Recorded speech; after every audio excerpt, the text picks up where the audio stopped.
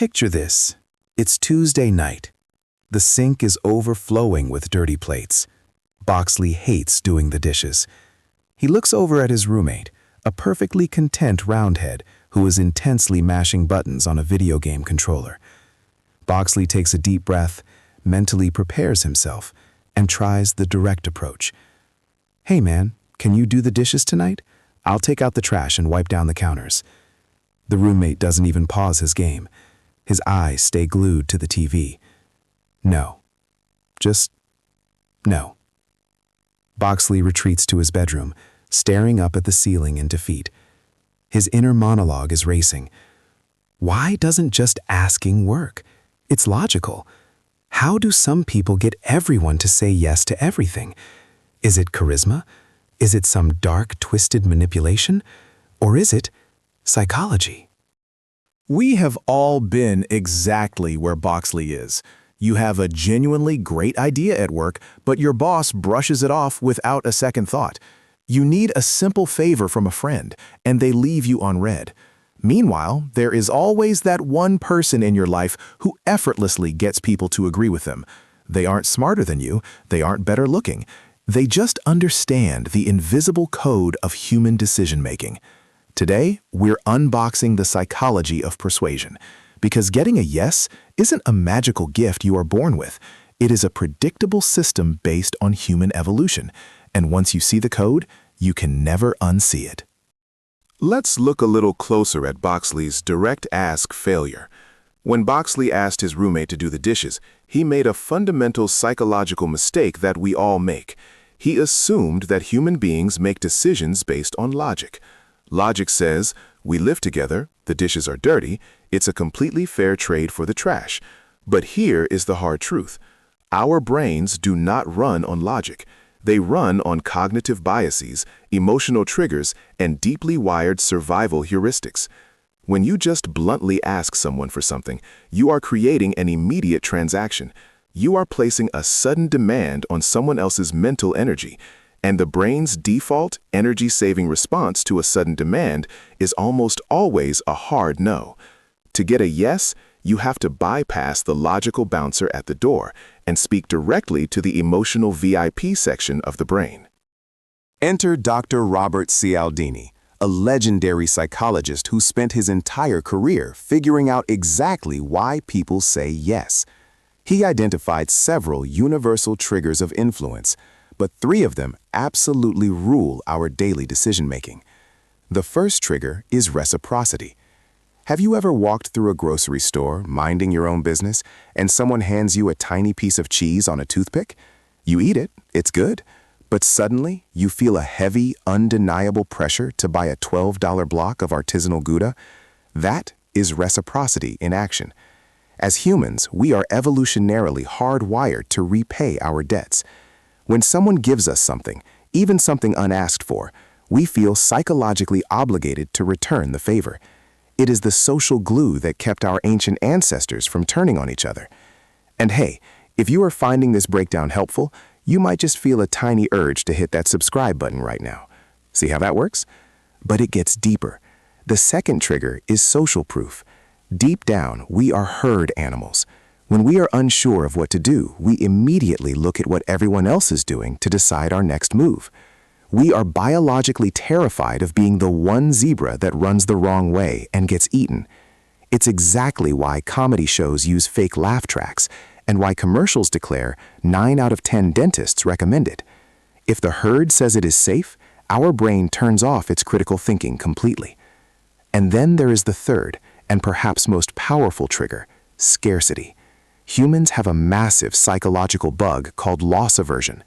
The pain of losing something is biologically twice as powerful as the pleasure of gaining the exact same thing. A flashing sign that says only 3 seats left at this price makes you pull out your credit card faster than you can blink. We don't just want the thing, we want to make absolutely sure we don't lose the chance to have it. Now, right about here, Boxley is having a massive moral crisis. Wait a minute, he thinks, adjusting his glasses nervously. Triggering emotional defaults? Exploiting evolutionary loss aversion? This isn't psychology, this is manipulation. I completely refuse to be a toxic sociopath just to get my dishes washed. And this is the absolute biggest false narrative about persuasion. We naturally assume that because bad people use these tools to scam us, the tools themselves must be inherently evil. So good people like Boxley refuse to learn them, which leaves them powerless in life. But then, Boxley walks past a charity fundraiser for a local children's hospital. They aren't just begging for coins. They hand him a free custom sticker. That's reciprocity. They show him a board with the names of 50 neighbors who have already donated. That's social proof. And they explain that a generous matching grant expires tonight at midnight. That's scarcity. They used all 3 triggers on him. Was it manipulative? No, it was wildly effective for a good cause. Persuasion is just a wrench. You can use a wrench to build a beautiful house, or you can use it to hit someone in the head. The tool isn't toxic. The intent is. Let's look at exactly how this plays out in the real world. Imagine 2 people at the exact same office. First, there's a triangle head we'll call the manipulator. He walks up to a coworker, gives them a fake, exaggerated compliment about their new shoes, and immediately follows it up with, "Hey, since we're such good friends now, can you stay late and finish my quarterly report for me?" That is manipulation. It feels incredibly gross. The coworker feels trapped, and the relationship is damaged. Now, picture Boxley in the same office. Boxley notices a colleague silently struggling with a massive spreadsheet and spends 10 minutes of his own time helping them fix the formula, expecting absolutely nothing in return. A week later, when Boxley desperately needs support on his big pitch, that same colleague is the very first one to volunteer. Same psychological principle, completely different intent. Manipulation extracts value from people. Ethical persuasion builds mutual value for everyone involved. So, how do you actually use this without feeling like a sleazeball? It's time for the framework, your exact actionable blueprint for ethical influence. Step 1. The Give First Protocol. Before you ever ask anyone for a favor, you must provide unprompted value first. You have to trigger reciprocity naturally. If you want a senior manager to mentor you, do not just send a cold email asking for an hour of their time. Your version: find an article highly relevant to a project they are working on. Send it with a simple note. Saw this and thought it might help with the Q3 launch. No need to reply. You just deposited goodwill into their emotional bank account. If you want your roommate to do the dishes, randomly do their laundry first without making a big deal out of it. When you finally ask, their brain is already wired to say yes. Step 2. The Social Proof Stack. When you propose a new idea, never present it as just your isolated opinion. People instinctively resist individuals, but they trust the herd. Always stack your proof by mentioning who else has already agreed. Here's what this looks like in practice. If you are pitching a new software tool at work, your script shouldn't be, "I think we should buy this." That is weak. Your script is, "The marketing team in Singapore already beta tested this and saw a 15% efficiency increase. Sarah from accounting has signed off on the budget impact, and 3 of our biggest competitors just switched to it." Boom. You instantly reduce their psychological resistance to 0 because the herd has already deemed it safe. Step 3.